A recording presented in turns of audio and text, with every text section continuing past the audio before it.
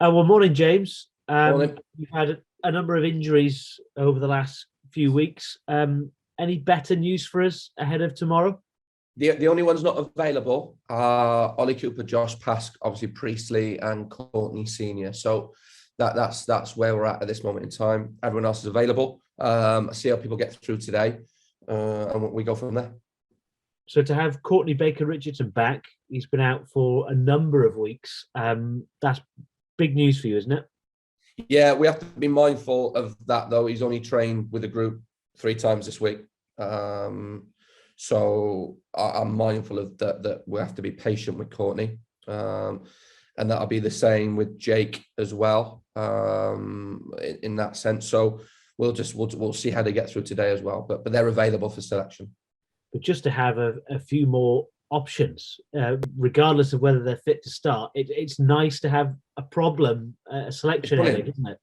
Yeah, it's brilliant. It's brilliant. And one thing I know I'll sleep well tonight once I pick the team and name the team, and they know what's going on. So I always sleep well on a Friday night because I know all the work's done. How much do you think you've missed Courtney Baker-Richardson, and in particular, how much do you think Dom Telford has missed him? Because those two have struck up such a fantastic understanding throughout the season, and since he's been out injured, he's only scored twice. But then if you look at the results we've had, I think we've done particularly well over the 8 games. I think the big thing for me, it's always about the team. It's always about the collective. It's always about how the team performs and what the team does. And I think I'm delighted with how we performed and what we've done. So I look at it from a collective point of view, and we've done that really well. And you mentioned Josh Pask is not available, but is he on the horizon to return? Yeah, he'll be training with the group next week. So from Monday, he'll be training with the group, which is good news as well. It gives us that extra cover in our back line. If I can take myself off mute. And that is the back line. That's where you've had most of the problems, isn't it, the last couple of weeks? I look at it when we concede goals as a collective. So when certain situations happen in the game, I always think there's 3 or 4 different things that kind of lead to the goals we concede. So don't see it that way. I see it as a collective, really. I meant by problems, as in people getting injured. You obviously had James sorry. I thought you meant Cameron right. Norman Okay. in there, haven't you? So I wasn't criticising the defence of that. Sorry, because it cut out. I got a bit lost. Yeah, with injuries wise, yeah, we've had a few. But to be fair to Cameron, I thought Cameron, when he's gone into centre half, Matt, he's done terrific. So the way that we play and the way that we do things and the way the lads train, I have no problem where the lads play anyway. And I look at Scott and what Scott does. Scott for this football club played right back, left back, probably up front, centre half, centre midfield, and I'm really calm where the lads go because we try and play a certain way that we need footballers in the team. Another big game tomorrow against Exeter. It probably not must win, but is it must not lose? Can look at it in different ways because it's getting tight. It's getting tight around from top all the way down to 11th. But I've said it to the lads, and I said it to my staff, and I said it to my chairman and my board and everybody at the football club, is that we literally go next game. So what we have to do with Exeter is just focus on our processes. And I know that can sound cliche and it can maybe get a bit boring, but it's a fact.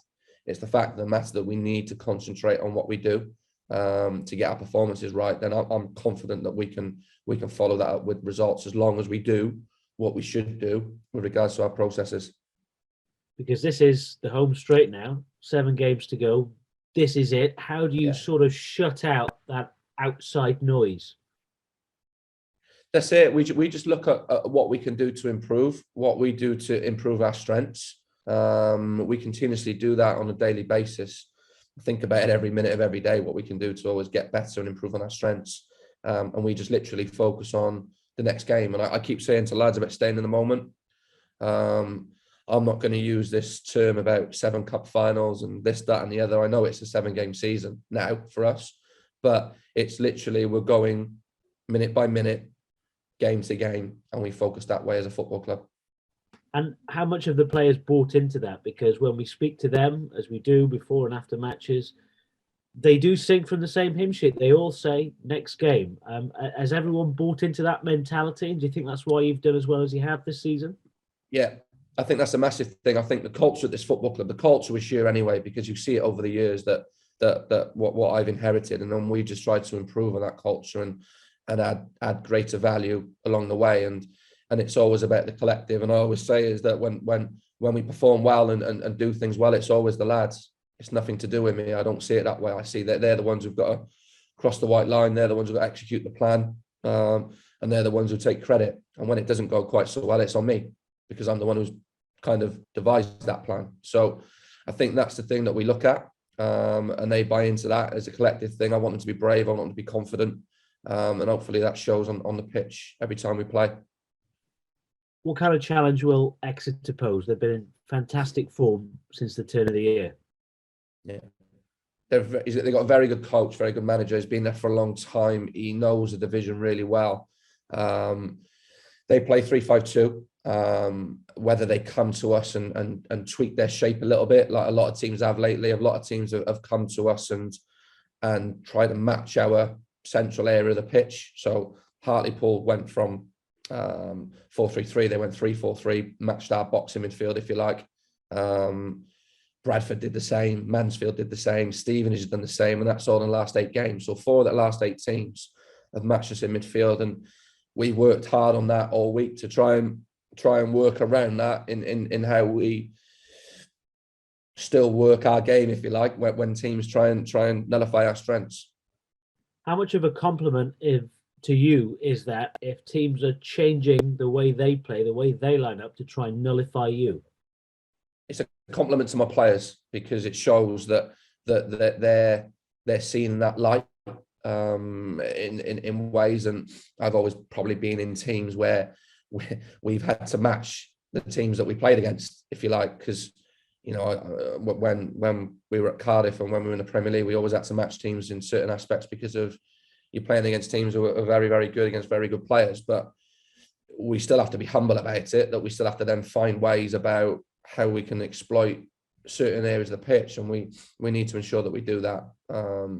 Whether Exeter do not do that, or I don't know, but we have to prepare for every situation, because that's what teams seem to be doing against us.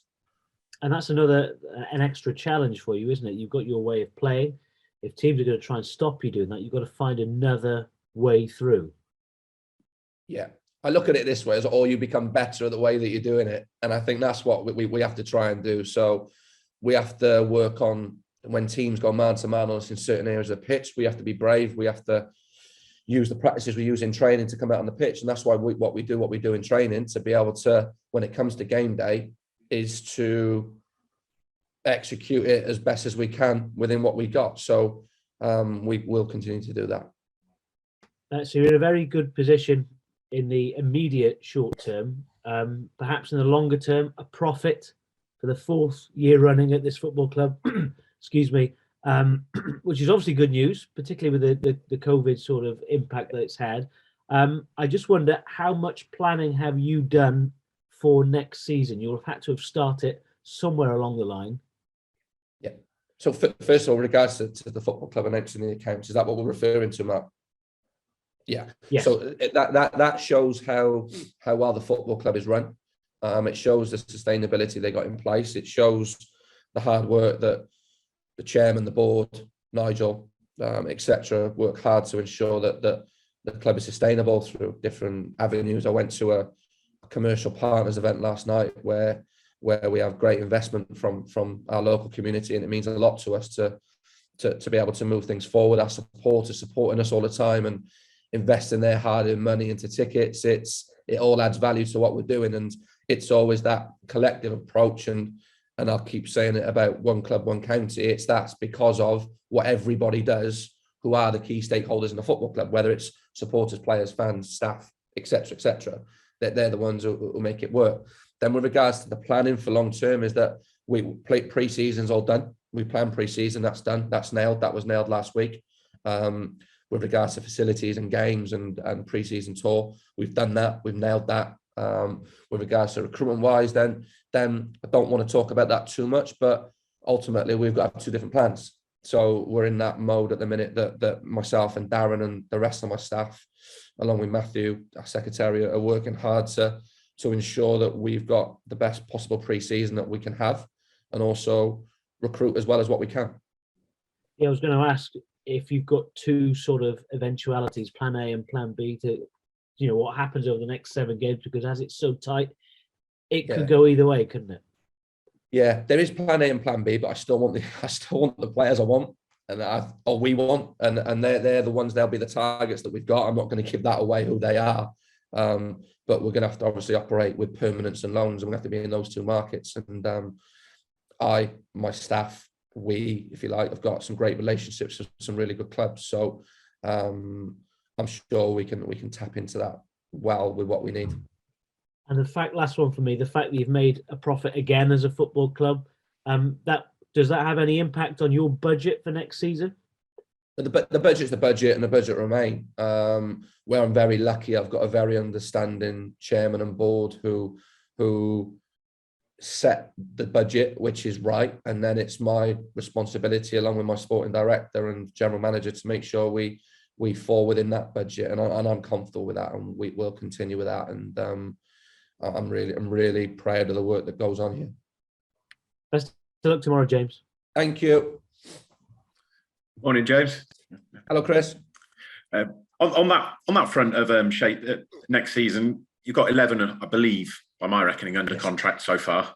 How are things progressing with the others? Is that a tricky one at this time of year to sort of? Yeah. That's ongoing and fluid and flexible in where we're at. So players are at different stages of their footballing journey, and I have to be mindful of that. And ultimately, I want the lads to focus on these next 7 games. So whether you're a lone player from Aston Villa, Liverpool, Swansea, wherever, the focus is on these 7 games, or whether you're a player that's at a contract at the end of the season, the focus is on these next 7 games. Let's not look past that. So we'll do that. I have a responsibility with my sporting director to plan for the future, but with everybody in a minute, it's kind of right. The lads are here. Let's focus on these 7 games, because that's vital. While we're on this sort of subject, then shaping the squad, you have used a lot of development boys. How are you looking to get them involved in? I guess they can force their way into your thinking to be senior boys next. Yeah, for sure. And some of them do. So I think you look at the minute, the 2 we've had around the first team squad and the building have been Harrison Bright and Jack Harradogan, and they've been superb around the building, how they've applied themselves, how they've acted.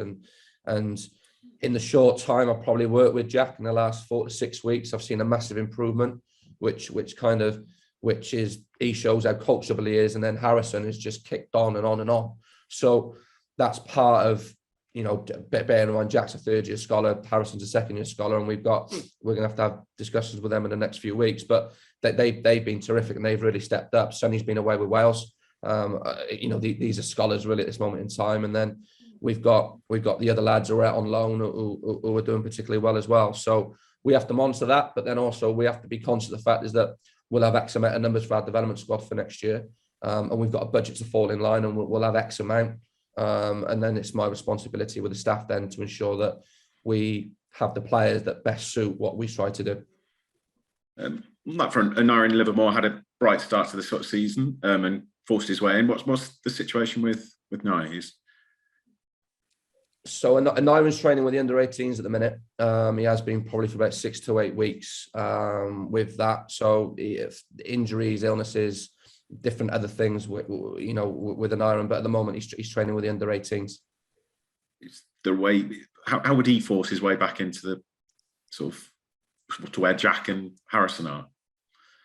I think the thing is and without trying to speak about individuals, but if I look at holistically what players need to do to be part of our first team, and I'm not just saying and this is every single player in our academy or development players, if they want to be involved in the first team, I think the key thing is that it's that holistic approach to working hard, working smart, being the best you can possibly be. And I remember I've worked with some very good developing players at Cardiff, which now we're reaping the rewards. Your likes of, and I was one of them who helped them. I wasn't the one, but I was one of them who helped them along the way. Was your Ruben Colwells, your Isaac Davis, your Joel Bagans, your Sam Bowens, your George Radcliffe's, your Rabbi Matondos.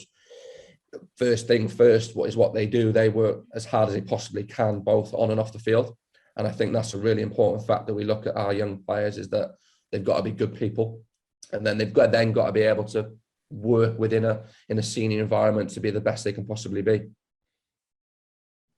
Back onto first team, one of the lads who probably fits into that category we were just talking about, James Waite. He was signed as a bit of a project, I guess. Have you been pleasantly surprised by how well he's sort of taken his chance in the first team? Yeah, I forgot to mention James in that, because obviously worked with James, but James has stepped up to the plate. It doesn't surprise me, Jared or Carl, really, because of the work that he does, and the style of play suits him, and where he's lucky, and we're all lucky that we've got a very good squad around him that helping him, support him on a daily basis. So he's started to demonstrate what he can do. I still think there's more to come from James. Still think there's more to come from all of us, and that's whether it's me or my players or my staff. I still think there's more to come, but I've been delighted with James. I think we all have, and long may that continue. He really gets that sort of how you want to play on the break transition, however you want to sort of term it.